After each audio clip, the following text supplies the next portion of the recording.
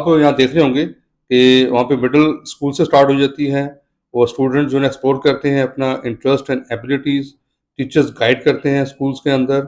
और उसके बाद वहाँ पे कोई ब्लाइंड डिग्री कॉन्सेप्ट नहीं है, कल्चर नहीं है, ब्लाइंडली कोई नहीं मूव करता, बल्कि सोच समझ के फैसला करते हैं। क्योंकि अगर वो स्टेज पे से फैसला कर लेंगे तो आगे टाइम भी बचेगा, पैसा भी बचेगा और एफर्ट भी बचेंगे।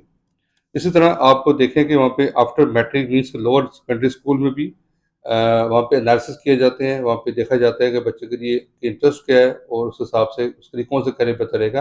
अगले 5 साल में दुनिया किस तरफ मूव कर रही है, कौन सा सब्जेक्ट लेके वो जल्द से जल्द कमाने की पोजीशन में आ जाएगा।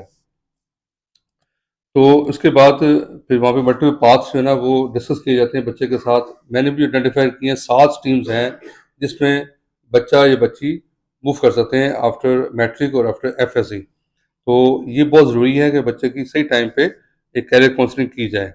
इसी तरह फिर वहाँ पे